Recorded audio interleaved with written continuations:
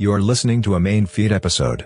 Go to patreon.com/Celtic Ligers where €5 a month gets you weekly full-length episodes, stray bonus content and access to the back catalog. Also helps cover hosting and gives us money for sweeties. Thank you. Celtic Ligers.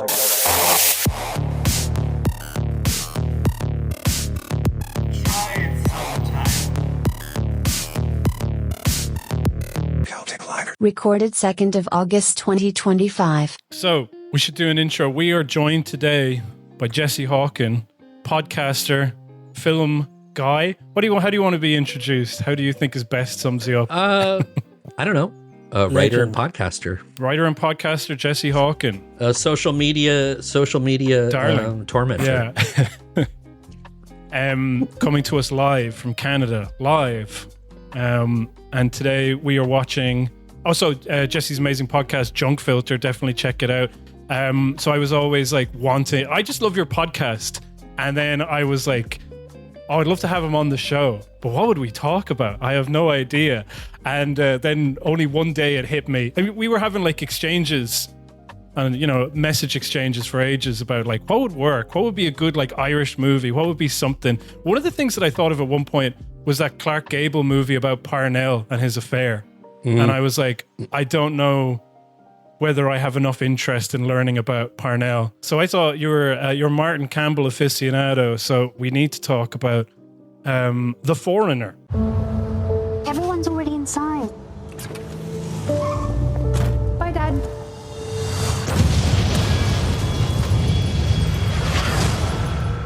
An explosion rocked the city today. £20,000 for the names of the bombers. That's not how we do things here. Hello? Mr. Hennessy, he's here again. That's 5 days in a row now. What does he want? His daughter was killed in the bombing. Mr. Hennessy, please find out the names of the bombers. I work for the government, not terrorists. You used to work for them. I don't know who the bombers are. I don't believe you.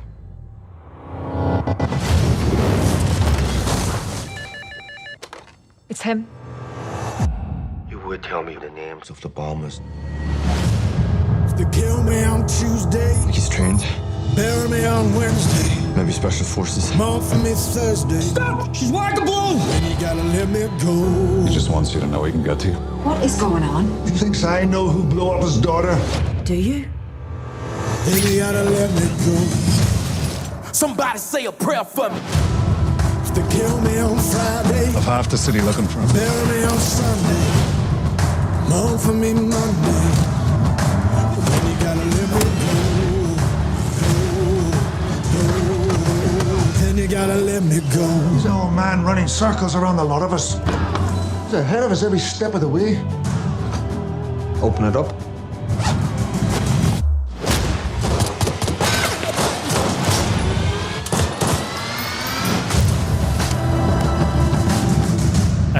Based on a book, I don't know, can I say this? The novel, The Chinaman. Financed by the Chinese, so they were like, you can't call it The Chinaman. Yeah. I thought it was interesting because both The Chinaman and Jackie Chan are the name of Chinese restaurants in various towns I've been in Ireland. So my hometown, the Chinaman was the name of the Chinese restaurant. And then when we were in, what was it? Ballybunion, Jackie Chan was the name of the Chinese there. So, yeah. So yeah, The Foreigner, I'm going to read out the little synopsis. Where is it? It was actually the synopsis on Netflix was very funny to me. Where it was a sullen restaurateur. His daughter is killed and he goes on a mission for vengeance against the IRA. So it also so Jackie Chan plays a guy who owns a Chinese restaurant, but in the original book, it's a Vietnamese man who owns a Vietnamese restaurant, I think. So in this one, they're like, well, he's Chinese, but there's some Vietnamese stuff in there. It just makes the... He's a fan of Vietnam. We'll have to His get to... name is still Vietnamese. His name is Vietnamese. Jackie's And I don't know if it's a spoiler for later on, whether we want to go through it chronologically, but it's one out of the Taken sort of genre of films of like, they messed with the wrong guy, or like John Wick is like, don't you know whose dog you killed, you know? So it's like, you know, he turns out like this guy, this, and they refer to him like as this in the movie. So this is them saying it, not me. They were like, this Chinaman is causing all sorts of problems, you know? And then they find out, my God, he was in the Viet Cong. Like, Chinese man in the Viet Cong. No, he was U.S. Special Forces, and they don't exactly explain how a Vietnamese guy was part of U.S. Special Forces. I guess he was South Vietnam. Yeah.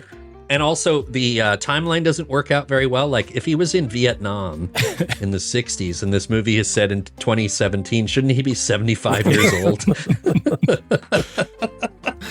That was the other thing that was mad about it. So it was released in 2017, and then you just start watching it, and like the thing that's noticeable about it from the get-go. So Martin Campbell, for those who don't know, Martin Campbell, British director, directed probably the most famous thing that he's done is to basically revamp James Bond twice and successfully, which is GoldenEye with Pierce Brosnan. So this is a reunion of sorts. And then he also directed Casino Royale, which arguably, for my money, would probably be as my favorite scene out of any James Bond film. Which one? In Casino Royale? Yeah, that famous chair. Yeah, the famous chair scene. Need to get one of those for my room. Yeah. Yeah, Casino Royale might be the best James Bond movie. Yeah, it is really good. I do want to say that because it unite, like, as in I feel like old and young alike, newcomers and all those old fans can just sit around and enjoy James Bond. I do. The other thing I find funny, I saw this tweet one time where they're like, Casino Royale is a movie where, I'm going to completely butcher this, but where it's like James Bond, he's young, he's brash, he's impulsive, and then every movie afterwards is like, this guy is so old, he needs to retire. Yeah. Have you seen the last one? Yes. Yeah. The ending of that is insane. Where I don't know if it's a spoiler if anyone cares, but it's like he has a poison that is definitely going to kill him, and the island he's on is going to get blown up. So like, he's not coming back. I think that the poison doesn't kill him. It means that any woman that he comes in contact with is going to die, which is really yeah. He's got these like antibodies in him that will kill his wife or his girlfriend and their child if they reunite. Right. That's it. Because they're genetically targeting certain people. Wow. Very peculiar. So Bond offs himself. So Bond basically lets them off him so that his family will survive. Yeah. Drop a nuclear bomb on me.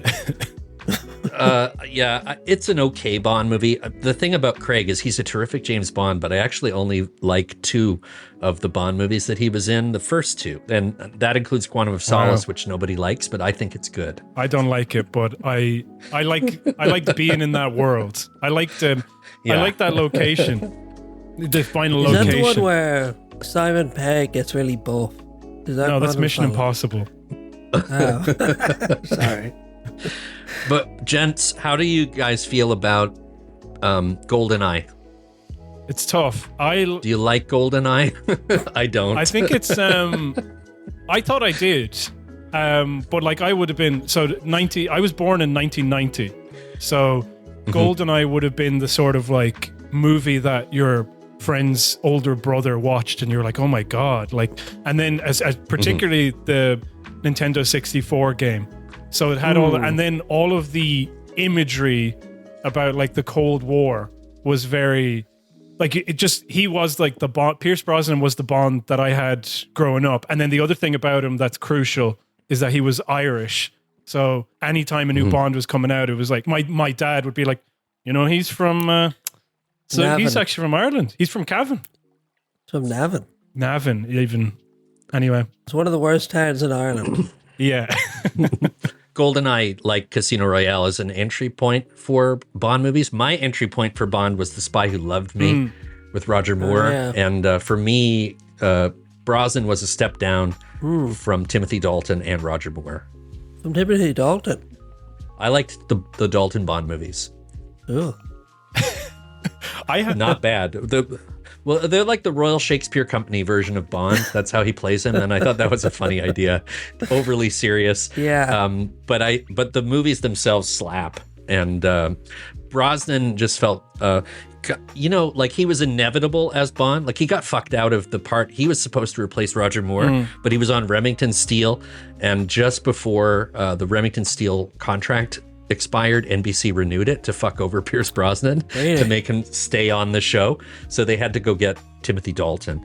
And then they finally gave it to Brosnan after years of Eon Productions trying to settle their money problems. And MGM went out of business for a while too. So Brosnan wound up playing the part. And people in their 30s and down love Brosnan because he was like their entry point, but he was also part of the GoldenEye video game. And I'm pretty sure that people are really talking about how much they love the game. Exactly. My joke when GoldenEye was released, they had this teaser trailer and James Bond comes walking out of this white background and it's Pierce Brosnan and he says, "My name's Bond, James Bond."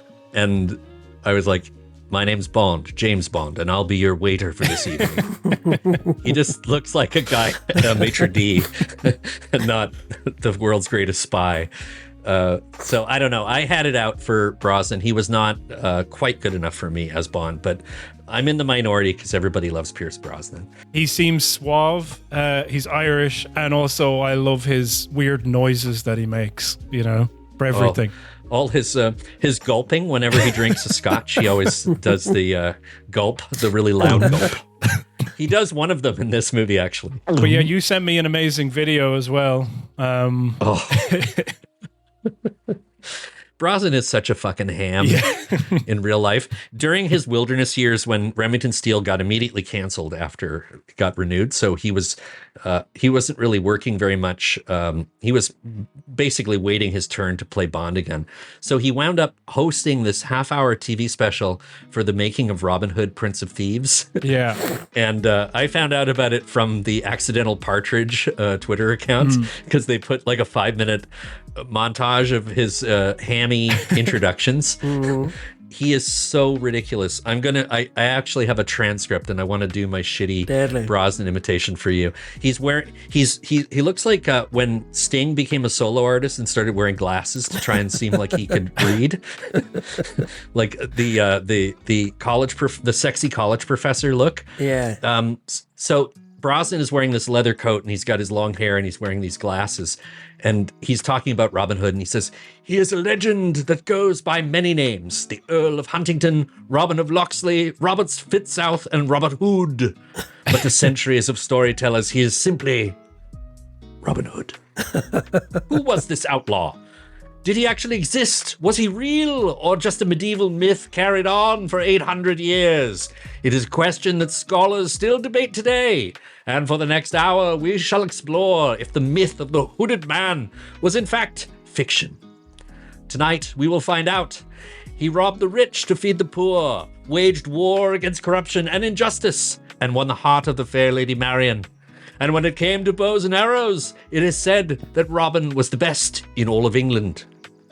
It's like, what are you doing? Yeah. like, why are you hitting it so hard? It was almost like he was pissed off that he wasn't playing Robin Hood in the movie, so he decided to basically be a shit disturber. Bringing Robin Hood, Prince of Thieves, to the silver screen was just about as difficult as, it was just about as difficult as Robin Hood's legendary fight with Little John to gain control of the band of merry men of Sherwood Forest.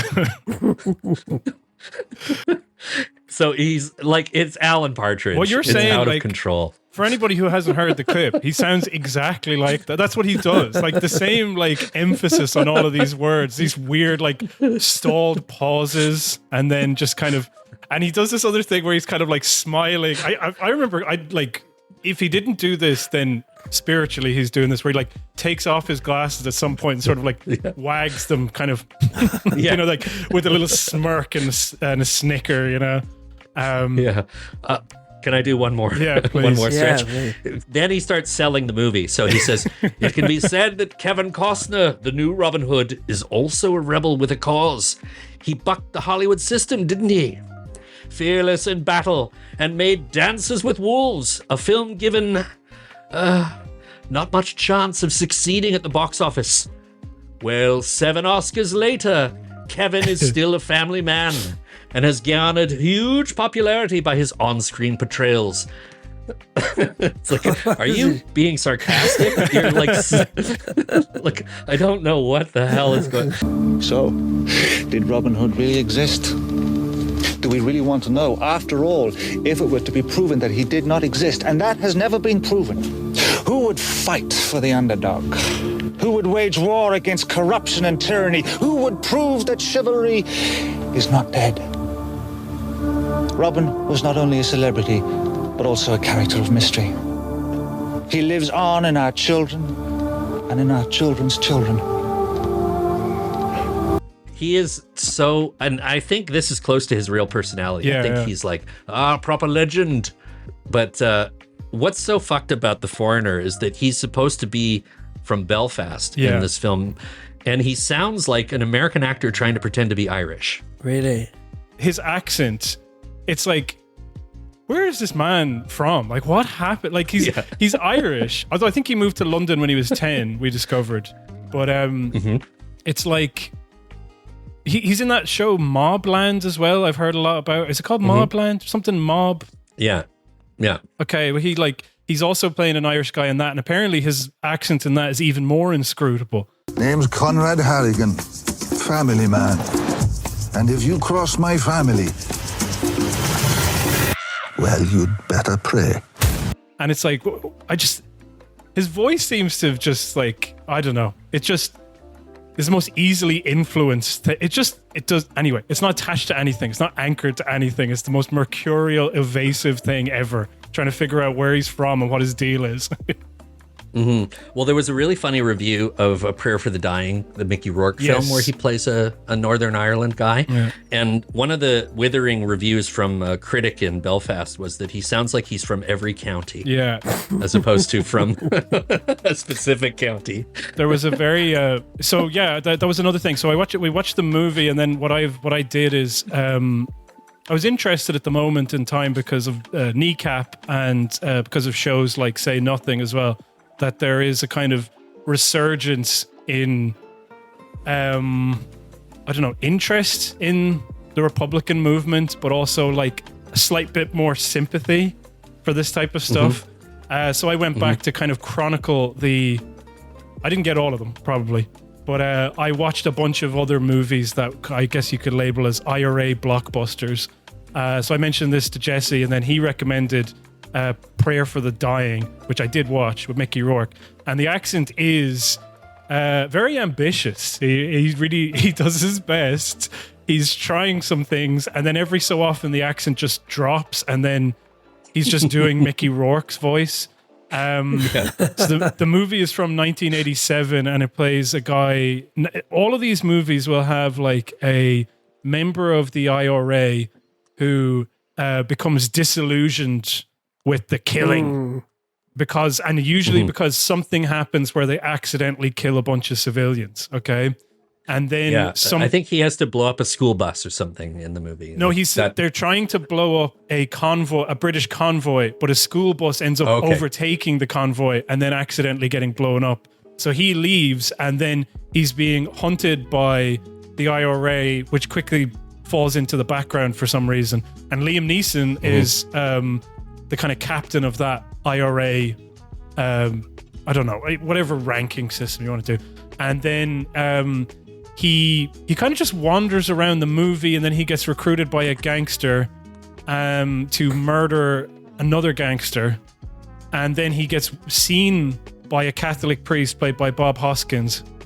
And then the movie just sort of like meanders around until some sort of final confrontation between the gangster and Mickey Rourke. Well, the gangster's brilliant idea is to get Rourke to go confess to the Catholic priest that he killed another guy so that the Catholic priest wouldn't say anything about it. Ingenious. Smart. Yeah. But in A Prayer for the Dying, Rourke is really hitting it hard with the accent. He's like, if you're dead, does it matter? Yeah.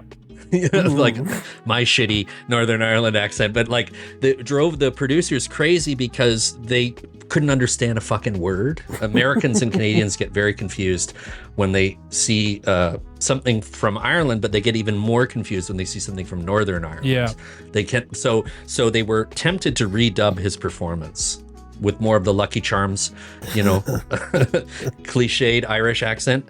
But they went forward with it, and I think Rourke wanted his name off the movie or something like that. But anyway, that was the beginning of Rourke's spiraling, because he was in a lot of really good movies through the 80s, and then he started to lose his mind. Yeah. And I think it started around A Prayer for the Dying. Yeah, he's like one of the most beautiful looking men, like throughout that period. He's just stunning. And then when he goes away and comes back, it's like, yeah, I mean, I don't want to be like, it's just, he's clearly put himself through a lot of abuse, it feels. Yeah. And yeah. He goes on Pierce Morgan quite a lot now. Does he? Yeah. Yeah, you'll see him in interviews. And now he looks like Versace's sister. He's got like the blonde hair. Like, he's very good in The Wrestler. I love that. I love that in that, yeah. But that's a movie where you can see the toll that's been taken on him. Combination of plastic surgery, boxing, and alcohol. Yeah. So you kind of feel sorry for him because he was a beautiful man in the 80s. Like, he was James Dean for me. Yeah. Yeah, that one, Prayer for the Dying, I would say is sort of broadly apolitical for the purposes of this show. But I did then watch Patriot Games from 1992, which is, I think it's based on a Tom Clancy novel, the Jack Ryan character. Yeah.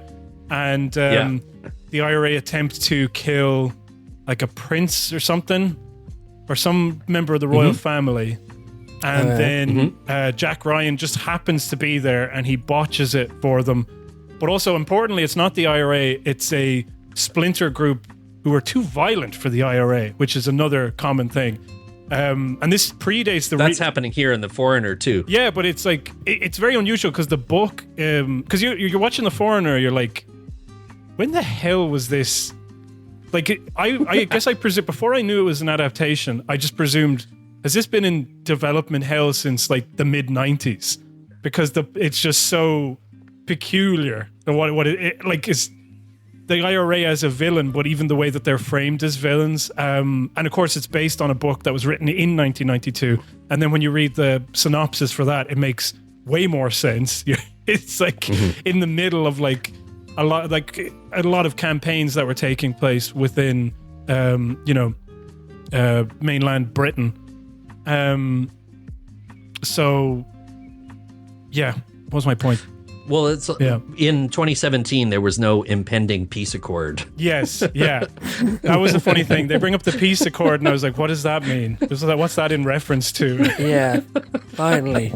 Peace at last. Yeah. Finally. And the other thing that's very confusing about The Foreigner is that Pierce Brosnan is playing this man named Liam Hennessy. How Irish can you get? Yeah. And he's the deputy first minister to Ireland in the British government. Yeah. So does that mean that the British government is cooperating with Sinn Féin? the deputy, there's a power sharing agreement that was created by the Good Friday Agreement. Huh? That wouldn't be the British government. Okay. So he is in the British government, or is he in the government of Northern Ireland? Because if he's deputy first minister of Northern Ireland. Yeah, but he's often in London and he's often liaising with the Brits. That's also true. Yeah, no, that wouldn't happen. Yeah. No. So, like, yeah. But the Chinese financiers don't know that. I know. I just was wondering how this movie would play for actual Irish people. Adams was a fan. Gerry Adams. Was a fan of the movie? Yeah, he used to be tweeting about it a lot. The Foreigner? Ooh. Yeah. He is so weird. We were talking about him on a recent episode because he did an interview with Novara Media. So I was choosing out some examples of odd things that he was asked and said. One of the weirdest ones is where he pretends to forget what year the Good Friday Agreement was. And you're like, why would he do that? And then James like started reading out his old tweets where you're just like, why does he tweet like this? What is going on? You know? So like when he says like... He used to have a little teddy that he brought around with him. And he'd be like tweeting about his teddy going for breakfast and stuff like that. Yeah. This is like 10 years ago. Yeah. He's just very peculiar. And so the idea of him going, yeah, I love The Foreigner. You're like, because I was like, how did he not sue over this? It was remarkable because like in 1992, you could kind of make a certain case for the type of material we see in this. But this is like post Good Friday Agreement. And one of the things that keeps coming up, they keep referencing Oma. Okay. And so the bombing. So yeah, we explained the plot of the movie. So what ends up happening is Jackie Chan picks up his kid from school, and she's going off to like her Debs or something, or like some sort of formal ball that you'd have for finishing up, like a prom, I guess. But in London. In London, sorry. London. Okay. These terror attacks are being staged in London. And this is 2017. Okay. An Old Bailey. No, the other one in Harrods. That's the one it's modeled off of. Yeah. Okay. The terror attacks in Knightsbridge. Yeah. Right. So he takes his kid to a dress shop to get a dress, and he's sitting in the car, and then a bomb goes off, and it turns out. So then a reporter heads to the scene, and we see Jackie crying over his dead daughter, and it's tragic. They cut to the newsroom then, and then the newsroom is basically like a group called the Authentic IRA is taking credit for this. Authentic IRA. Yeah. Great name. It's like 100% official IRA. The really real IRA. There is one thing I actually forgot to mention even is that when the movie starts off, it's just chock-a-block with the Chinese production companies and financier logos. Just like there's a good. It takes like a fucking minute. Yeah, exactly. There's like 6 of them. A sizable amount of the runtime is just the Chinese backers of the movie. And somehow Screen Ireland did not fund any of this, which I was quite surprised by. But anyway, so they blow up the boutique fashion shop. The Authentic IRA is responsible. They ring up and they say that they're against the illegal occupation of Northern Ireland. So I thought I'd flag that just because I was like, would they call it Northern Ireland, or would they say the north of Ireland? I just feel it goes without saying. They've been at this an extra 15 years. Yeah, I think we know. I'm the IRA. We're doing this because I know why you're doing it. You don't need to finish the sentence. We've been doing this since 1969. We get the idea. You know what this call's about. Yeah. Hey, we call. You know I did it. Like, you know I did it. A bomb goes off, and then the phone rings, and you go, "Oh, IRA." They're the only ones who call. They were gentlemen bombers.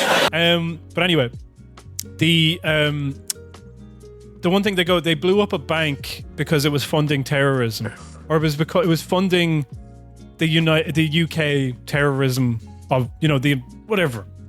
The bank was. They blamed the bank for facilitating the illegal occupation of Northern Ireland. I feel like you can blame the banks for a lot, but I don't think you can blame the banks for that one. You know what I mean? It's pretty broad, yeah. Yeah. Surely the IRA urge to rob the bank would be more powerful than to blow it up. Yeah. But anyway, at one point the guy runs in, who's responsible for the bombing, and he goes, "How many did I get?" And he's like really excited to see how many innocent civilians he killed. How many points did I score? Yeah.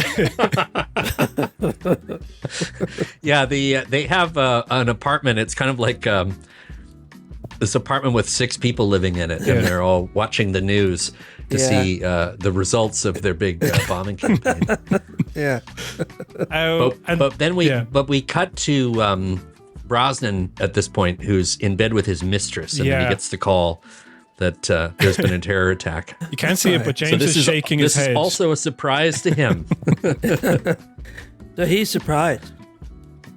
Yes, because Hennessy's character, although we don't know exactly how involved he is in terror organizations, has presented himself as a peaceful man and a person working towards a peaceful solution. He's trying to broker a hostage release. Right. And he's quite surprised.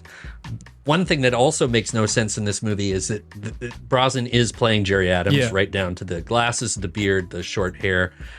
But he has a shady past as a formerly violent man. Yeah. Which Gerry Adams was not. Yes, right? Of course. But at one point he says, oh, you think I'll turn back to the butcher of the bogside? Yeah, that was pretty... The butcher of the bogside made me laugh. Well, the butcher of the bogs, I looked this up, and you tell me if I'm wrong about this, but if you type in butcher of the bogside, basically one of the guys responsible for Bloody Sunday comes up, okay? Yeah. But then there seemed to have been an effort then to try and apply that to Martin McGuinness instead. So he's referred to as the butcher of the bogside. Yeah, and there's much more famous Shankill butchers who are like unionists. Basically, Jackie Chan he's like, I'm going to go off and kill the people who bombed, who set off this bomb and killed my daughter. So he approaches, does he approach a journalist first, or does he just go straight to like their version of MI5? He goes to the cops first. Okay. And he offers them money because he comes from China. So I guess over there, you're accustomed to having to pay a bribe or whatever. Yeah. So he offers the chief of police, who feels bad for the guy, something like £20,000 and says, tell me the names of who killed my daughter. And they're like, it doesn't work that way, sir. In fact, you're delaying our investigation by wasting our time having all these conversations. Just get out of the way and let us solve the case. The English police aren't corruptible. No. That's right. No, these are the good these are the good British fascist cops. But also in another dumb guy moment, the reason why Jackie decides to go after Liam Hennessy is that he sees him being interviewed on TV about the terror thing, and he's like, "Oh, that guy knows something that I'm gonna have to find out." Sees him on TV. That's it. That's it. And then he's just watching TV and he gets an idea. I guess that's how terrorism works these days. Yeah. Somebody sees somebody on TV and decides to kill them. Just sees an Irish guy on TV. It was like, that guy's he dead. probably did it. Yeah. Yeah. Like, but so this guy is the head of Sinn Féin. He just is. Okay. Mm-hmm. But he's also a peaceful. Yeah. But how peaceful is he? Right. Well, the movie leaves that question, and that's always a cliche in movies. It's like, can we really trust Gerry Adams? Yeah, like exactly. That was what people thought for decades and still think. Can we really trust an Irishman? He's Irish, so he must be up to something. And he's not even like Irish in the South. He's Irish in the North, which makes it even more suspicious. A craftier breed. Oh, he's non-violent. Oh, he wants a peaceful solution. Well, what's this? Yeah. I see here that you're part of Sinn Féin. Yeah. And the movie leaves it open. Like, we don't know just what Liam Hennessy knows about all this. Okay. It's also important to mention that his wife calls him while he's in bed with his mistress. Yes. And she's really upset because her father was killed by, or her father or her brother, I can't recall, was killed by unionists a few years ago, and she's still seeking revenge for that. Can you explain for me the Canadian? I hate what is it? The Democratic Unionist Party. There's a DUP. They're freaks. Yeah. They have a paramilitary wing too, although I don't think they're in action these days. But they seem like such freaks to me as a Canadian. They are complete freaks. They're the weirdest. They really are like if Republicans, like American Republicans, were from Northern Ireland. They feel like Confederates. They feel like they'd be on the side of. Like I saw some incredible photos of Belfast, and a friend of mine was in the Unionist section of Belfast, and there were fucking Confederate flag paintings everywhere. To be like, like they have the wildest flags you've ever seen in your life.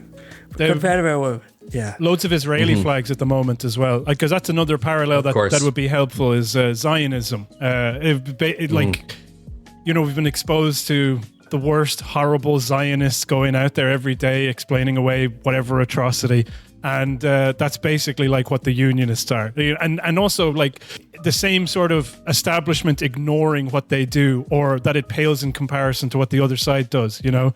Because it'd be, this one is about like, you know, the IRA. And like I said, they keep bringing up Omagh, and they're also like, you know, the Omagh bombing. And it's almost to suggest that, and because there's this, in the original book, there wasn't, to my mind, if I have it here, yeah, it was just the IRA in the original book. Oh no, sorry, it's a rogue cell. Never mind. But so Omagh was carried out by the real IRA, which was a splinter group of the IRA who basically didn't agree with the Good Friday Agreement. But it was like whether the peace could sustain Omagh, and then it did. Okay. But this thing seems to be suggesting like, well, regardless of Gerry Adams' involvement with the IRA or not the IRA, he's basically responsible for whatever splinter cell of the IRA is created. Right. So he's responsible for this bombing, which we are drawing a direct link to be like, it's like Omagh. And it's like, I was like, if I was Gerry Adams and I was like, here's me, Gerry Adams, played by Pierce Brosnan. I'm cheating on my wife. I'm a lying piece of shit playing both sides in this conflict. And I am responsible for Omagh. I would be like, oh, I'm going to have to sue you. Like, just fun. Because that part that you said as well, like where he says he refers to himself as the butcher of the bog side. Within that as well, the guy, basically there's another kind of, his friend who's like a riot, like as in, he's a more militant Republican who is kind of saying like, you know, you've lost your bottle, you know, you're not with the cause anymore. And at one point, like, I have it here because it was just fortunate that I had happened to listen to that interview with Gerry Adams. Okay. At one point he says, how dare you? You know, like my brother-in-law was killed. My 2 cousins were killed. And I was like, Gerry Adams, that happened to Gerry Adams. Gerry Adams' brother-in-law was killed. His cousin was tortured and killed by the UVF. You know, it's like, it's just crazy that like, it's not even like, oh, this could be, if you looked at it through a certain lens, Gerry Adams. It's like, no, it is Gerry Adams. And it's saying that his attempts at peace are entirely cynical, okay? He's only interested in his political career. And actually, he's got a violent past, which he just will not admit to, where he was literally a butcher, like somebody who like actively carried out, these attacks. But anyway, Can I give you boys a little insight into the Irish diaspora in terms of Canada? Please. Yeah. My mom's side of the family is Irish Roman Catholic, and they came over to Montreal to settle in. And in the 60s, when the FLQ started bombing mailboxes and stuff in Montreal, a lot of Canadian companies relocated to Ontario, where Toronto is. And my grandfather used to work for RCA Records, and their manufacturing moved from Montreal to Owen Sound, which is a small town about 2.5 hours north of Toronto. And that's where my mom met my dad. But the big difference in the 60s and 70s in Canada was that Toronto was pretty much the orange part of the Irish population, and Montreal was the green part. Yeah. There used to be orange parades in Toronto until the 90s. It was always really disgusting. There was the CTV, the big private broadcaster in Toronto, used to televise highlights from the Orange Parade on the news. And the Orange Parade used to be downtown, and it used to be like trying to start shit, like all Orange Parades. But the Catholic Irish population has so dwarfed the Unionists that now we just have a normal St. Patrick's Day parade that is, it is not a sectarian event anymore. But the Orange Parade is now, if they even do it every year, it's all the way out in fucking Scarborough, where all the elderly racists all live. Yeah. So there is that is not a problem anymore in Canada, but it used to be. The way that I think that you guys still have to put up with that shit sometimes, right?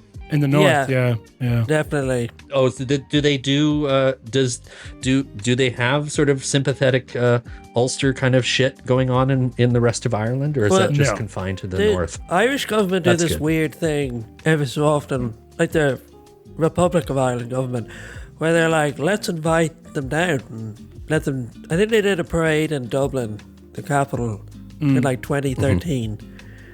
Sometime around then. And there was a massive riot. Yeah.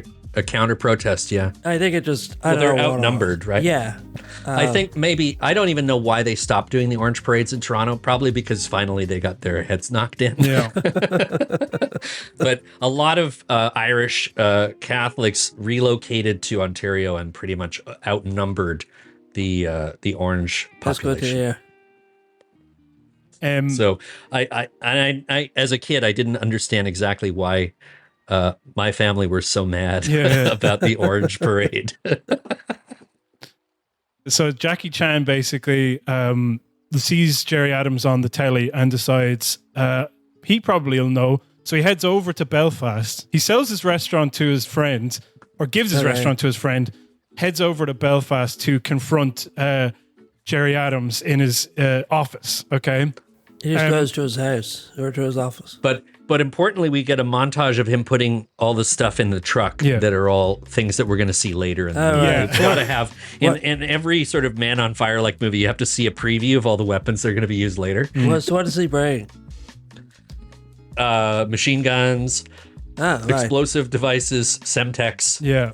Semtex. Yeah. And then like tools, because he's always masquerading as a utilities guy. Like he's doing some, I'm here to fix the sink. Yeah.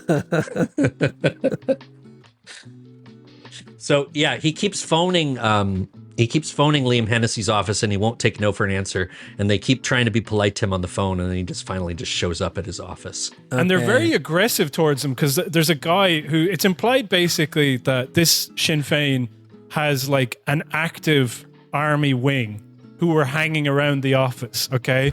So like one of his lieutenants is basically sees Jackie Chan come in and is like, starts to like manhandle him out of the office, like, get out of here, you know? And then Gerry Adams comes out and sees him and goes like, no, whoa, like, let him in. He's like, but he had a Swiss Army knife. Well, for God's sake, just take the Swiss Army knife out of him and off of him, and he let him into the office. So Jackie Chan comes into the office and then goes like, you know, you know more than you're letting on, okay? And he goes, no, I don't know who the bombers are. I don't know who they are. And he goes, you're lying. You're lying. You know who they are. And then at one point, I just wanted to put this where Gerry Adams says to him, the people of Belfast won't take kindly to the accusations you're making. Okay. That's right, because it's a Chinaman making the accusations. Exactly. Because at one point anyway, like he's like, well, you will give me the names, because, you know, ominous, intimidating way he says that. He leaves the room, and then Jackie Chan immediately goes to the toilet, and then he hooks up an explosive device. And no, I'm not talking about but he, like, you know, so he sets off a bomb, and then they're like, what the hell? What happens? Like, oh, this guy set off a bomb, you know? And he just blows it up to do that. To send them a message. Yeah, to send them a message. He does another mindfuck to Pierce Brosnan, where he sets up a fake explosive in his gas tank that's actually not going to go off, but to give him an idea that I know where you are and I can hit you whenever I want. Okay. But there's like when they dismantle the bomb, it just has a little piece of paper and it says names. Yeah. Because he wants him to tell him the names. Well, the funny thing is it's spelled in such a way that it looked like it said James. So I was like, hey, James would have loved that. James did this. Yeah. Who's James? Just looking at the bit. But there's a bit where, like, basically the British... So Gerry Adams is talking with the British state, okay? And I don't know if it was hostages, actually. I think it was, like, that there are prisoners that are still interned, okay? Which, Correct. Makes no sense. They're still being interned. Yeah, but he's like, my cousin is in there only on suspicion of being in the IRA. And then the thing is meant to be like, I don't know whether I can sell this to people. And it was like, I think, first of all, the Good Friday Agreement should have happened. Especially if Omagh happened, then the Good Friday Agreement happened. So then any of those people... Internment, by the way... Yeah, he's been interned for 55 years. They just forgot he was there. We're going to let him out someday. So, but basically what ends up happening is, he kind of seems to have a very good relationship with this woman in the British state. So she's like, I heard a bomb was set off in your office. He's like, don't worry about it. It's just some guy, we're dealing with it. And then she says, okay, I'll lie and say it was a gas leak. I was like, why the fuck would the British state do that? What are we talking about? Yeah. Lie to who as well? Yeah, I know. Of what benefit? Like, what? You don't even need to lie. You can be like, some Chinese man came in and set off a bomb, Well, this is the British government. They're lying is like right at the top of their list of how to handle things. We'll just do it anyway. But in this movie, their lying is treated very differently to Gerry Adams' lying, Like, their lying is like grim but necessary, whereas Gerry Adams is like, they have this thing where they go like, oh, he's horrible because he's a violent man. And then later on, you kind of reveals that like, oh, he's just talking with them about peace for his own political ends. I was like, you're not happy about anything he does, man. Do you know what I mean? Like, he can't try to achieve an outcome by violent ends. He can't do it by like political means. It's like, no, everything you do is entirely in bad faith. But then later on, the British state, eventually the British state is kind of shown to be doing stuff that might be pretty extreme and nasty. Okay. We mentioned the UVF, but the UVF don't get a mention on screen until 1 hour in. You don't hear the UVF. The UVF were also directly funded by the British state. Yeah. It has to be said. Well, like, even like remnants of, like, they're still part of these paramilitary groups which are still working, but we know for a fact, everybody knows for a fact that Arlene Foster spoke with the UVF. This is on record, during Brexit. So, like, they should just go, oh, yeah, no, I'll just talk to the UVF about it. And you're like, but this is what I was bringing it up about Zionism. It's this weird thing where it's like, these guys perpetrate this sort of violence and it's just completely ignored. And then in some instances, not every instance, but like the IRA might respond and then it'll be like, how dare you? Where the fuck is this coming from? How is this happening? And it's almost like the only one side of the conflict exists, even though it would require both sides to maintain a conflict like that, Anyway, sidebar before I'm going to keep derailing this conversation. Yeah. Can we talk a little bit about our respective neoliberal? I mean, what is Ireland doing about Palestine compared to like Keir Starmer? I always want to say Keir Starmer because he seems like a Nazi. Starmer. Keir Starmer. Yeah. Like Ireland is in support of an independent Palestine. Nominally.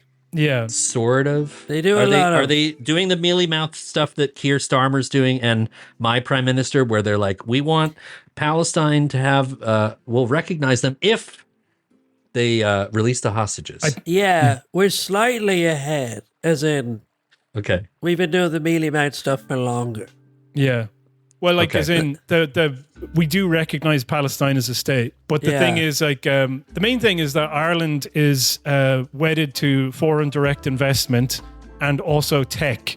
So, our economy is entirely reliant on America, and also a large part of it is also reliant on Israel and the tech services, tech sector that it kind of. So, there's a lot of fear and apprehension in Ireland at the moment amongst the columnists and the elites that we don't want to be seen to be too aggressive towards Israel.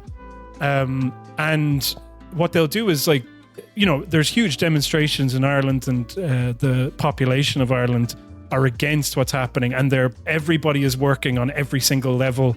Like, my mum, for example, would be involved in a local group in the town where she's living, and they would be trying to enact the Occupied Territories Bill, which would be like a bill that would boycott, divest, and sanction anything from Israel. And they're doing it from occupied territories. From the occupied territories, from occupied territories. But it's clearly Israel. There was a bill put forward by a senator, Francis Black, back in 2018, which received bipartisan support, but then was shelved because the government of the day just basically didn't want to do anything to stick it to Israel. And in fact, anytime it would be like, they're very quick to condemn Hamas, but then if it was something to do with Israel, well, hang on, we need to assess, it's our allies, it's this sort of thing. So that's basically been what's happening, is they'll go out there and they might use the word genocide eventually. They might condemn the horrors and talk about how they're very sad about the kids of Gaza dying. But then when it comes to doing something like enacting an occupied territories bill, they're like trying to remove services, which would be the bulk of the trade that we have with Israel, because it would affect the tech sector or make America angry. And their excuse is always like, well, actually, we do a lot for Palestine. They always say, we're leading the way. Yeah. And Micheál Martin, our Taoiseach, he'll be, it's like our prime minister. Some of the stuff he'll do is he'll do this thing where it's like, you don't have a moral monopoly on caring about Gaza, okay? He's like, go and ask the Palestinian Authority. Go and ask these leaders in the Middle East, what they think about our support. It's like, it's irrelevant what they think, because we're here and we can see the nothing that you're doing, okay? But it's it's that thing where it's like, that because of how much people in Ireland are opposed to what's happening in Gaza, they're able to be perceived as being more opposed than they actually are.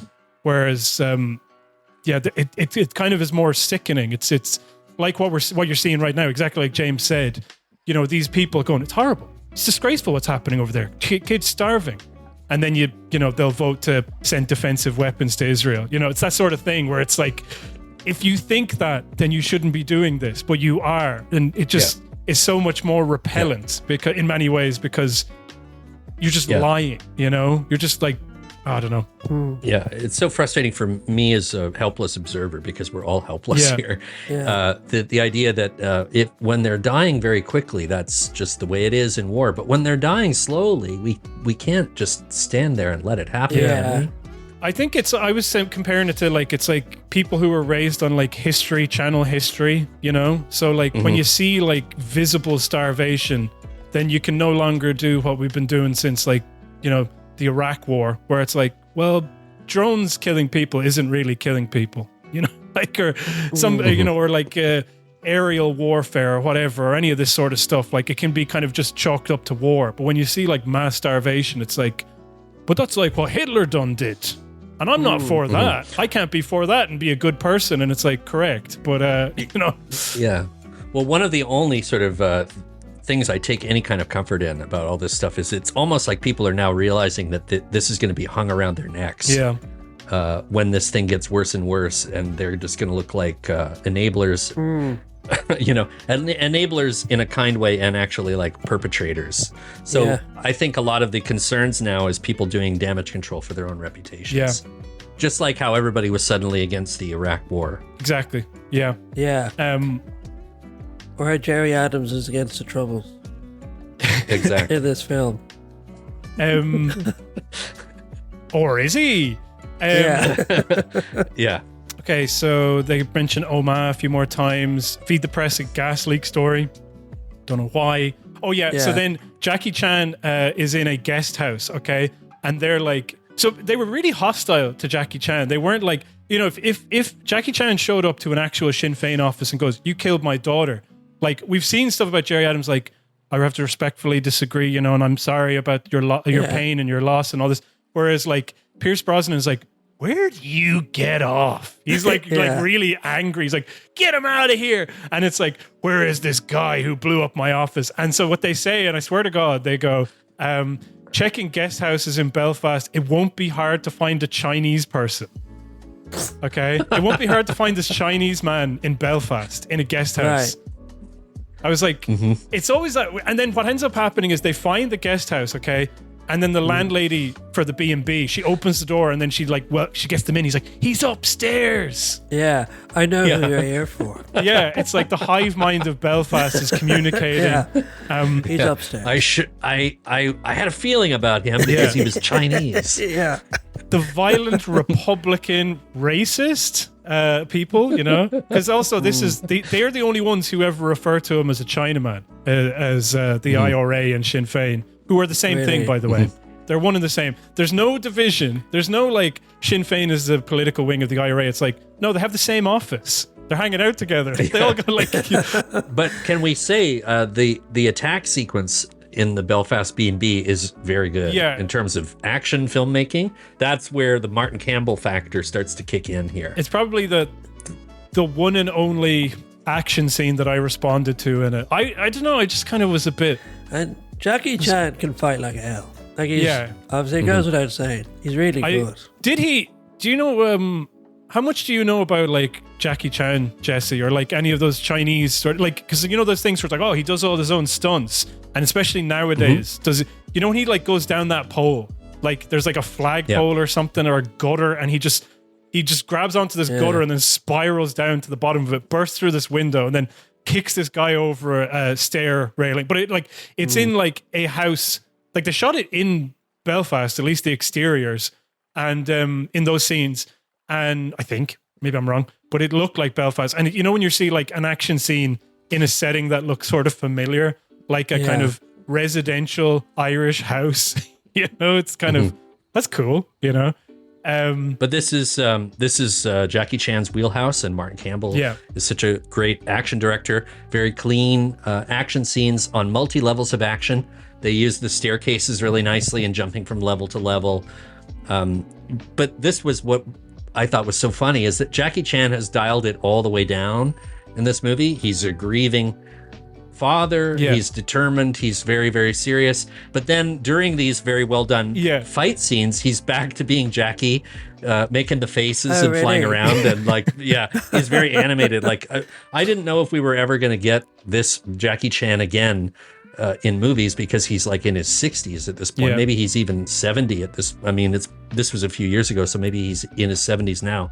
But he springs into action and turns into the Jackie Chan that we love from Drunken Master 2 and shit, except he's an old man. The bit where he goes down the pole was my favorite, and I just was like, is that him or is that some guy he's got standing in for him? It's him. Okay. Yeah. There's probably some body double stuff, but then Jackie always has to have a shot where he is clearly doing the stunt, and there's a few of those in this film. Speaking of Taffin, when Pierce Brosnan finds out that his men were all beaten up, he's like, you had your asses kicked by an elderly Chinaman or something like that. He's like so mad. He's like, well, maybe you shouldn't be living here. This was like also the first of many times where you start to, the cast is made up of a bunch of kind of just working Irish actors. You look at their IMDb and it's just stacked with all of these things. And then sometimes they get a chance to shine, and then other times they have to be in this movie where it's like, you're the terrorist, okay? Yeah. Or like, there was a guy in particular, I'll put in his name later on because I forgot to copy and paste it here. Aaron Monahan. But I literally saw him in like Richard III in the Abbey, and he's here playing like a guy who just assembles bombs, you know? Paddy number 3. Yeah, and another one, another thing he was in was Jack Taylor, where he played like Traveler number 2 or something in the background, you know, like really kind of stuff where it's like just paddy whackery. And but there was a guy in it who you see in everything. His name is David Pierce, and he is he's in Grabbers. Have you ever seen Grabbers? Yeah, I'd recommend that one. I like Grabbers. Grabbers is this science fiction film. It's a small island where this alien lands on it, and it basically is eating everybody, and they discover that the only way to not be eaten is if you have a certain amount of alcoholic content in your blood. So all of these guys get in this like pub and just get shit-faced and are basically fighting all of these monsters. But he's in it. So that sounds like Drunken Master 2, actually. Yeah, it does, actually. But he's very good in that. And he also famously was in, I think, one of the first short films that Martin McDonagh made called Six Shooter, where Brendan Gleeson plays a hitman on a train, and there's like a cutaway where he plays this like little person who ends up blowing up a cow. So anyway, it's just like you see him here, and it's just like, all right, what am I to do him over here? Like there was one point as well, I wrote it down here, where they're calling the lad to chase after Jackie Chan, and they go, Sean, Mick, get over here. Really? Like, I recognize the actress Charlie Murphy from from Peaky Blinders and from Happy Valley as as the female IRA terror chick who, as it turns out, is the mistress of Pierce Brosnan. Yes, and Orla Brady. One of the big twists. Orla Brady plays his wife, and she also plays Picard's Romulan love interest in the Picard TV series. Oh yes. Which we all know and love. But I gave up after the first season. Yeah, it's really the first season. It was so fucking bad. I couldn't take it. I didn't anymore. watch it. I got halfway through the first season, gave up. Tried the second season, gave up, and then I wasn't going to watch the third, but they said it was good, and it was good. So I watched, and I watched it twice. I've watched Picard season 3 twice because I actually liked it. Not that is. They just had to. Yeah. They had to work out the kinks for 2 whole seasons before getting to a good one. Anyway, so Belfast is like hostile to Jackie Chan. It is trying to reject him. Okay. And not because he's planting bombs, just racially hostile. Yeah. It's like they're all the antibodies in Belfast are just trying to kill Jackie Chan, remove the foreigner, and I didn't say the other word. But anyway, they're like, you got your ass kicked by a 65-year-old guy. I got to call in the big guns. So he rings a guy who's fundraising for him in America, and I was like, are they still doing NORAID in 2017? And so then they're like, get over here, and then it turns out like. The other thing about him is to complicate the politics of this further, okay? He is part of, I guess, the IRA, and he previously served in the Royal Irish Infantry, and he served in Afghanistan. He served in Iraq. Right. Mm-hmm. So he just likes killing. Yeah. he's a god. He loves killing. I know for whoever. I don't give a fuck.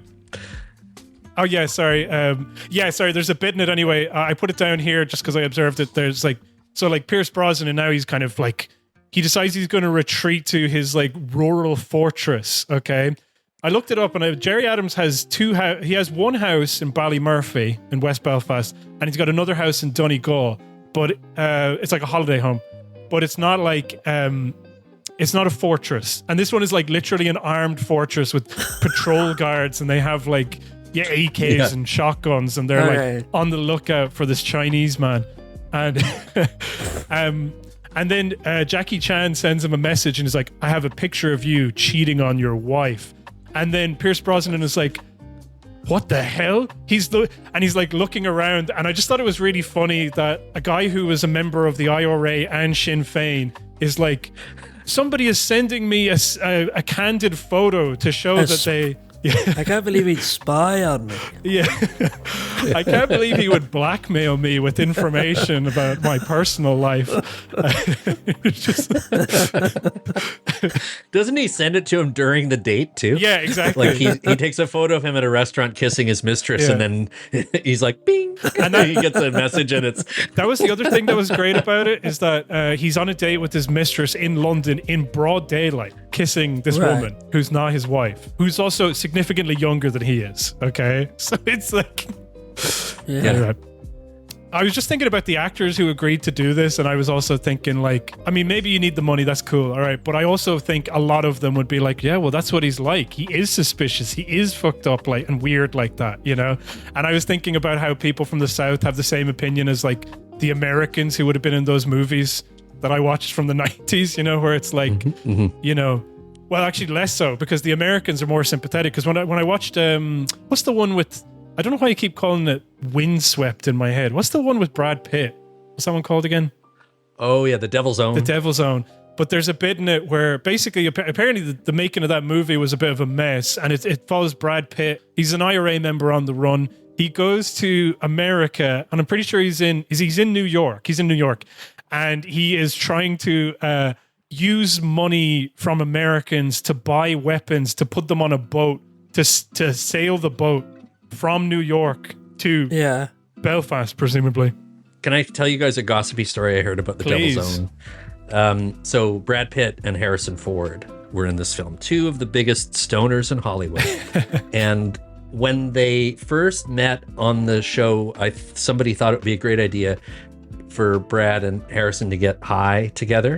And they got into this huge argument, stoner argument that lasted for the rest of the production. They were like not speaking to each other and just did not get along at all. And it was all because of a dumb stoner argument that they got into. I like it because like it was like reported that they didn't get along, but I didn't know that being high was involved in it. They were high, and I don't know what happened, but they got really mad at each other. But apparently, like, you know, they're like two stars, and it's kind of like, well, each of these roles needs to have a bit of heft to them, so they were all like hiring their own separate writers basically to try and be like, write more here, give me something to do here. But like Brad Pitt got like the guy who wrote In the Name of the Father. And basically, Brad Pitt delivers this speech at one point where Harrison Ford has rumbled his cash that he's hid under some floorboards, okay? And he's like, you brought this into my home. They attacked my family. And Brad Pitt basically just says, and he's got like a kind of an admirable accent, I would put it. I would say like, okay, you tried. But anyway, it's okay. It's observed at least, but it's unconvincing.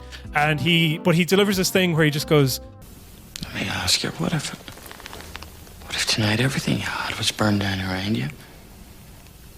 What if you and yours walked out on the street and you were spat on? Told you were nothing, you're no good.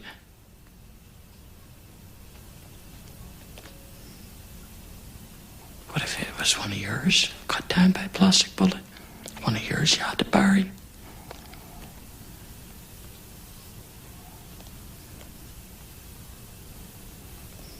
Would you just sit back and say, oh well.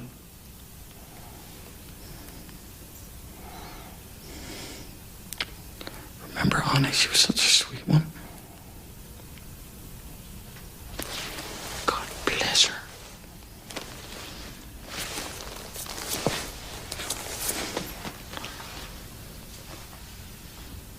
Try to make some kind of sense of it.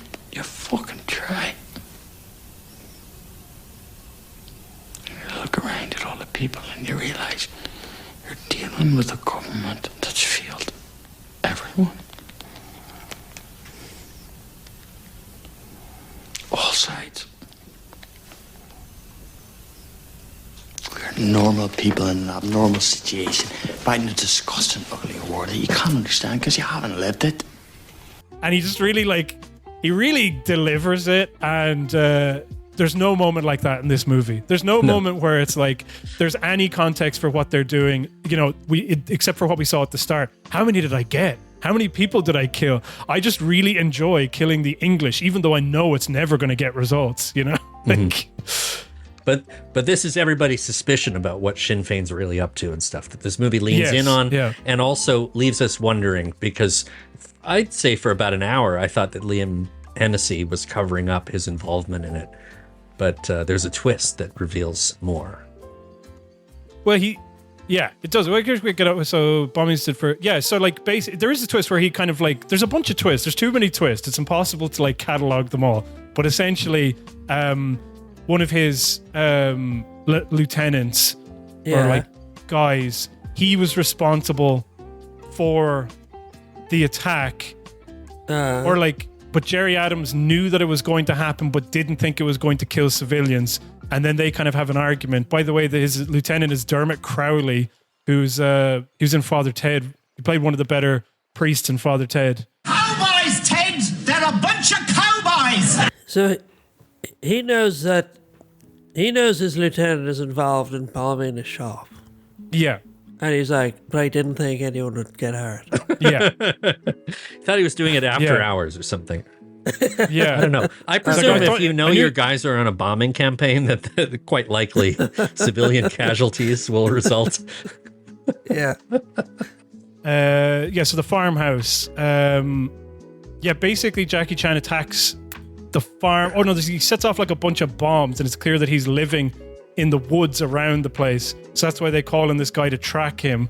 And then Jackie Chan kind of, I don't know whether this is the part of the movie or it's like in a few minutes, but he like disappears for a big chunk of the movie. Yes, and I noticed that. It just becomes like Gerry Adams trying to figure out who was behind the bombing so he can feed it to British intelligence. And then basically, he doesn't even that. Yeah. Why does he even want to do that? Because he's a politically ambitious person and he doesn't want to like lose his position in that. I don't know. There's a fundamental stupidity with the plot of this movie because Jackie Chan wants to know who killed his daughter, and he wants Pierce Brosnan to tell him who did it.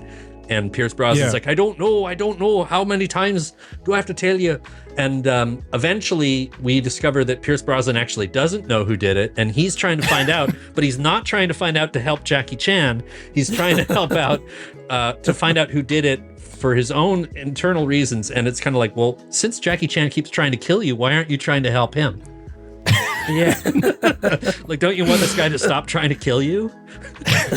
It's so, I don't understand. And then Jackie Chan leaves for a long time to the point that you almost forget that he's still in the movie. When he comes back, it's like, oh yeah, right. And so then, like, I think Morrison is the guy. Oh yeah, Morrison is the tracker who it turns out is also cheating on is sleeping with Gerry Adams' wife. Okay, and they're cousins too. So it's like incestuous as well. It's his nephew. Okay, it's his nephew.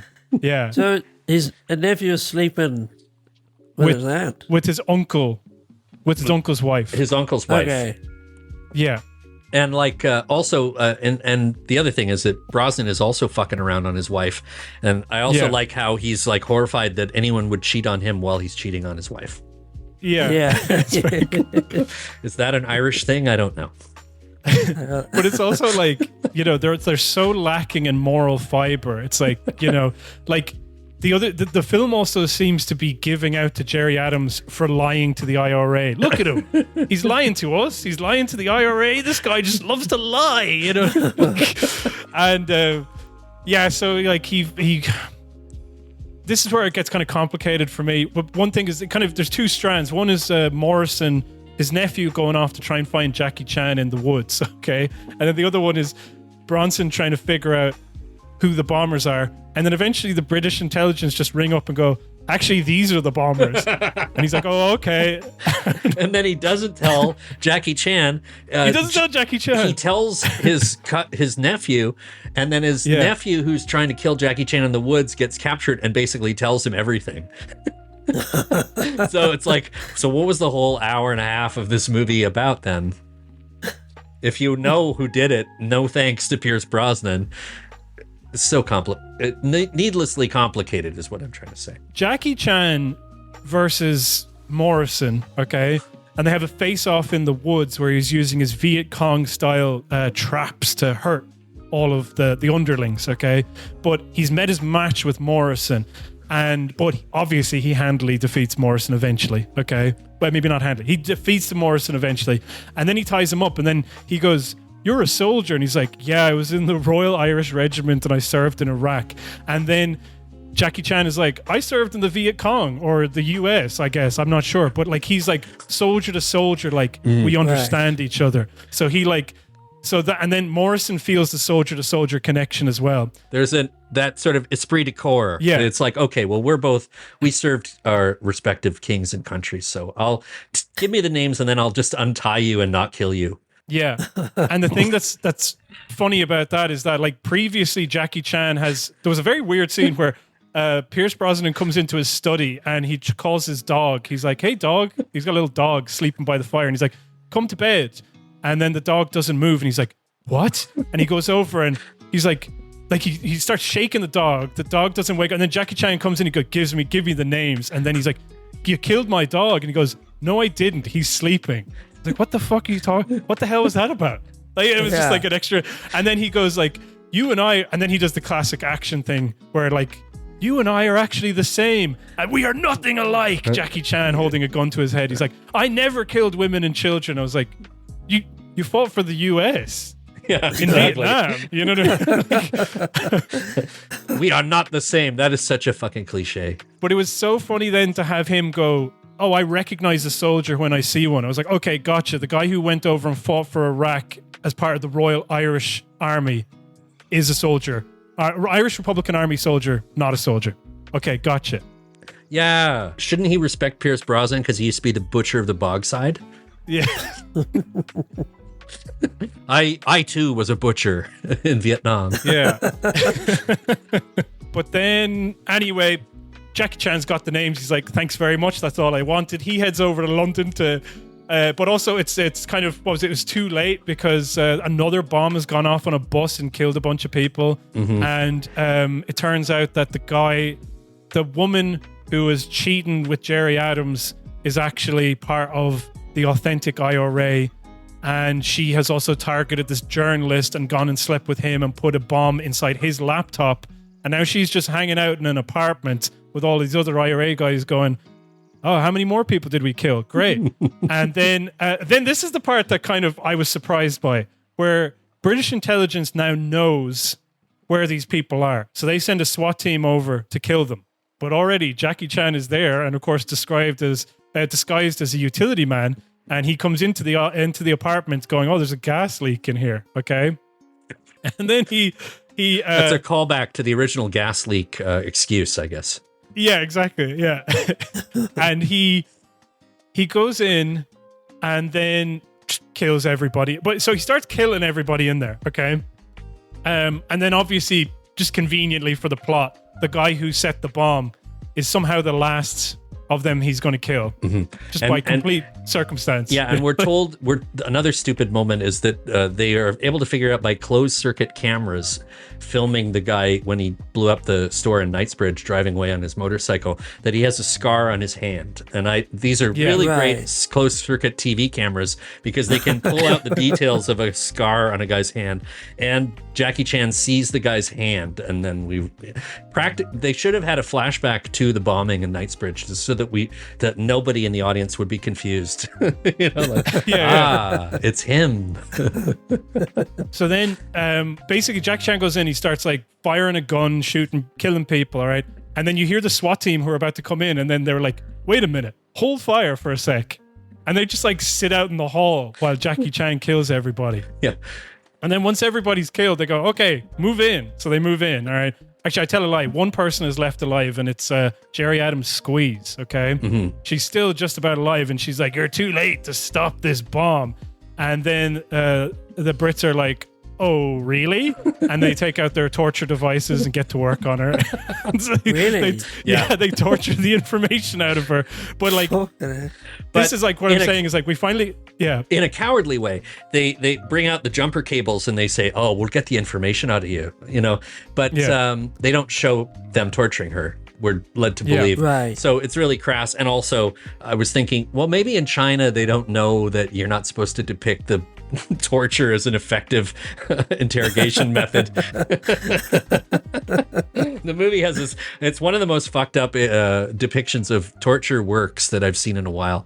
I am a big hater of Zero Dark 30, and one reason is because of its pro-torture.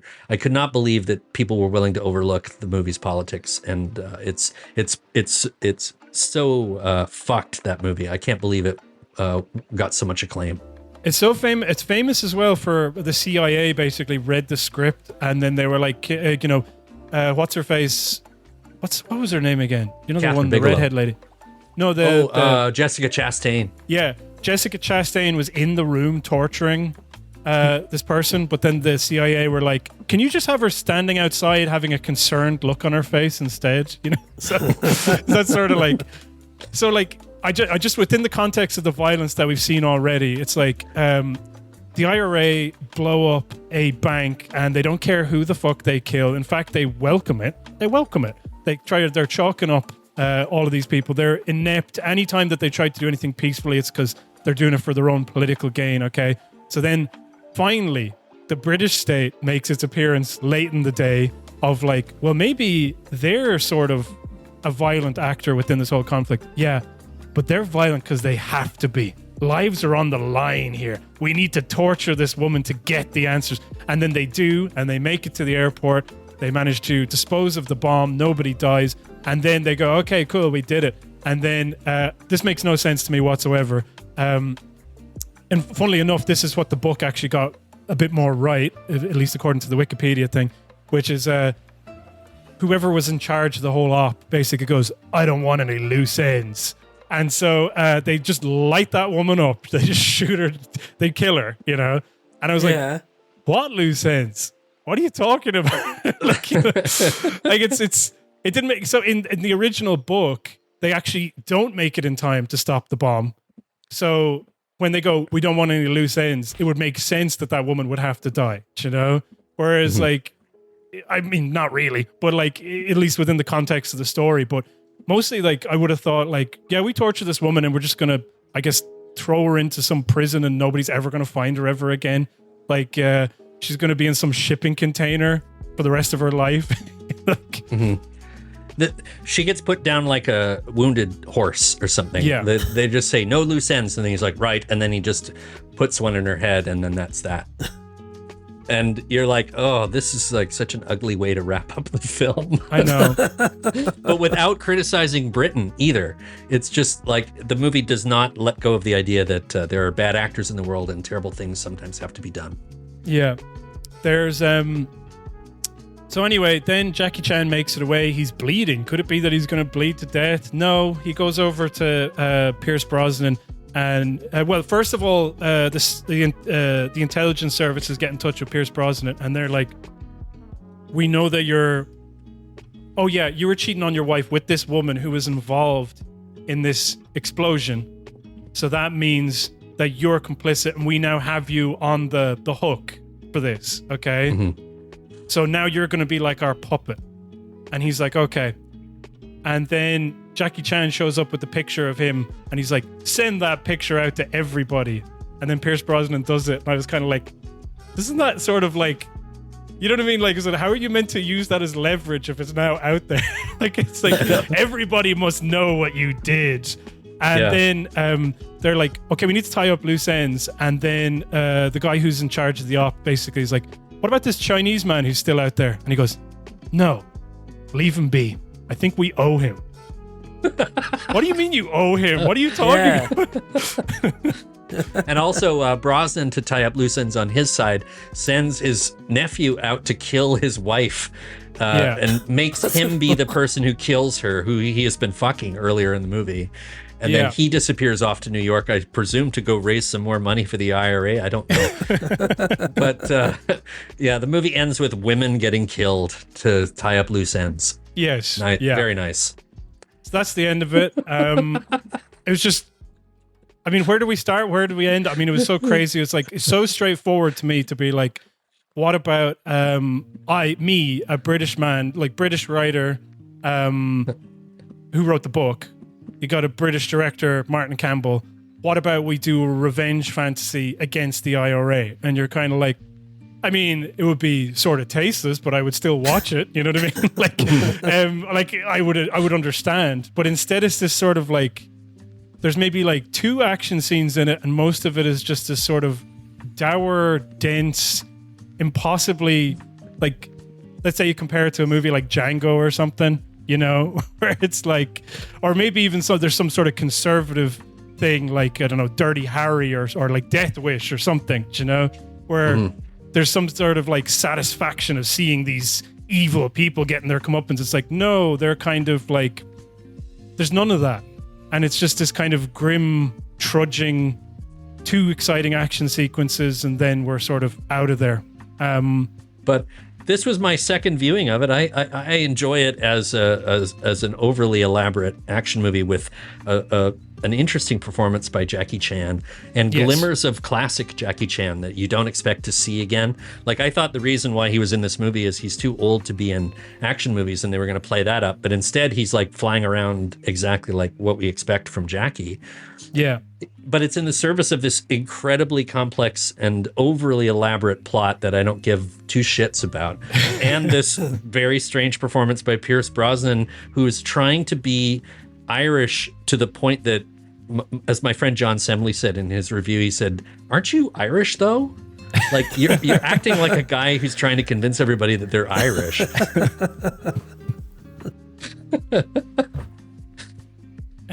So it's an interesting anomaly because, like, obviously writing the book in 1992, like there must have been some sort of like Britain is under attack from the IRA, and like this guy is going to go back and get revenge, and maybe there's some sort of. Then to make it in 2017, it's like so bizarre. And then it's like 1 year before, like, and now Derry Girls is not like some Republican diatribe, all right? It's like, it's a kind of like, we're the children of the Good Friday Agreement, and here's the show about it. But I think because of its popularity in the United States, and also because of post-Brexit as well, there is this, and then the rise of like the far right in Britain and people like Farage, there is a sort of like, maybe not like support of the IRA, but a kind of, I get it. Do you know what I mean? Like, and there's also a willingness to like watch this stuff, but given with the Kneecap movie and the Say Nothing TV series, there's this kind of resurgence in people going like, actually, it wasn't just some conflict where it started out of nowhere because the IRA just loved to kill people. And Gerry Adams was the most evil IRA member of all, and he refuses to admit it. And they kill fucking kids.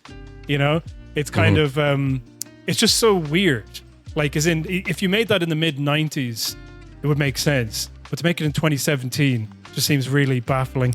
And another, like, small detail about Jackie Chan being, like, it's like a Vietnamese character in the book. And then they're like, yeah, he can be Chinese. And then kind of he's a Vietnamese sort of origin.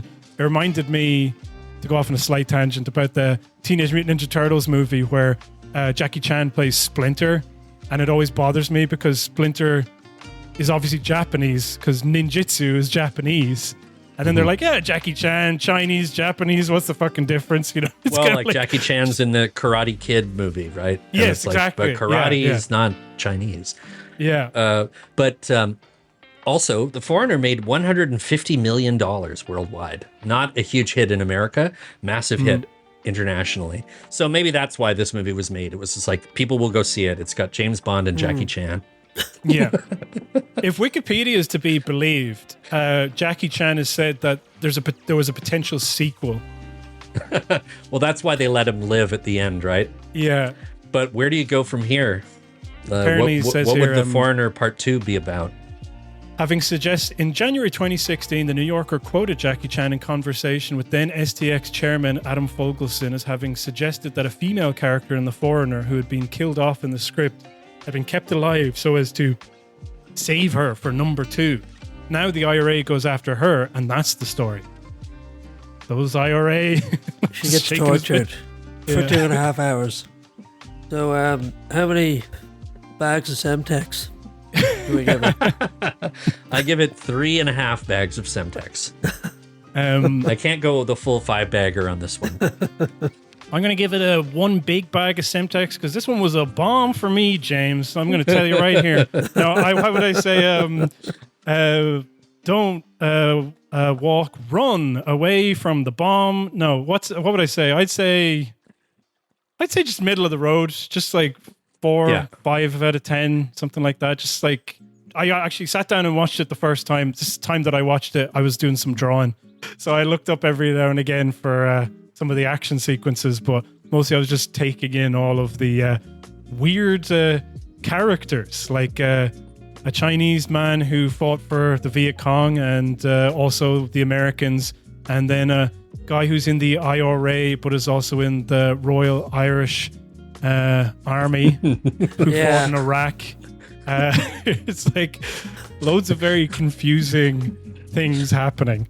Yeah, and fun to watch a Chinese blockbuster that is in English that is also trying to understand a specific area of the English culture, or the English and the Irish, and getting it wrong, but in a really funny way. I figure that this must be a camp classic for the Irish because it's barely decipherable for me. But like his accent is so bad that I can't believe that he didn't get roasted for it. Well, all right. I think that was it. I think we've kept you long enough. It was really a pleasure talking to you. Yeah, this was great. Yeah, as for me as well. Please join me on Junk Filter sometime. Oh my God. Please. I love that show. Call up. You get the call up from me. No, I'm so excited. We'll come up with an idea. I should say that I love the Andor episodes. They're fantastic. Thank you. The Superman one recently was brilliant. And There's a bunch more, but the Andor ones are like required. I send those to people all the time. I'm like, these are required listening. So, yeah, one of the episodes that's gotten a lot of traction for my show is the one that I did with my pal James Slaymaker on The Insider. Like, people have sent me. It was a really good episode. It's on my Patreon feed these days. But yeah, people are continually buying his book based on our comments about that film. No way. So. I'd love to listen to that one. Yeah. I watched The Insider a while ago. I love The Insider. What was I know, a movie that is becoming more and more of a period piece every day. Like, yeah. Now that CBS is like basically capitulating to Adolf Hitler. Yeah. I'm planning one on Eddington in a couple of weeks because I gotta watch Eddington. I gotta find out. I highly recommend it, and I have a lot of thoughts about it. I was worried that it would be bad, and the other one that I have to do at some point that it's not that I'm not looking forward to it. I'm doing a show on Fantastic Four, and the part that I'm not looking forward to is watching Fantastic Four. I look all forward your to talking to stuff. somebody about it. Yeah.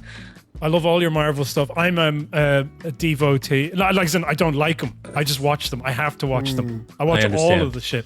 I watch sometimes I watch that Ironheart show and I just skip through the episode in like 5-second increments. Just be like, okay, I just give it to me, the information, because I need to know all of the stuff that has happened in this horrible story.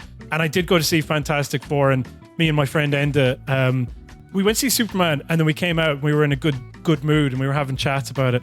And then we went to see Fantastic Four, and I love Galactus. I love the Silver Surfer, and I wasn't looking forward to this movie. And then I went in to see it, and it just made me angry about how nothing it was. It was it's so frustrating to watch a movie where there's like a giant man who eats planets, and it's not good. You know, it's not anything. It's fucking nothing. Anyway, whatever. Well, this is what I admired about the new Superman is it's fun and it's sort of a new start. It's not a masterpiece, but it's a good beginning for something. Yeah. And then to go watch the next MCU installment is kind of like going to a nice restaurant and having a good meal and then having to go back to the food court the next day. Yeah, exactly. It's exactly that. Yeah. It's like, shit. I got to stop eating this fucking slop. Sinn Féin have so far denied they are backing the campaign. Earlier today, I spoke to their deputy leader, Rory O'Connor, who under broadcasting restrictions must inhale helium to subtract credibility from his statements. So what's your initial statement? These incidents are inevitable given the position of the British government. You do support this campaign then? The IRA have been forced into this position. So you do support this campaign of violence? The IRA... Sinn Féin is a legitimate political party. Which supports terrorist action. Your tone is antagonistic and you're making me very angry. And since we conducted that interview, all sides in the conflict have had a meeting and have sorted everything out.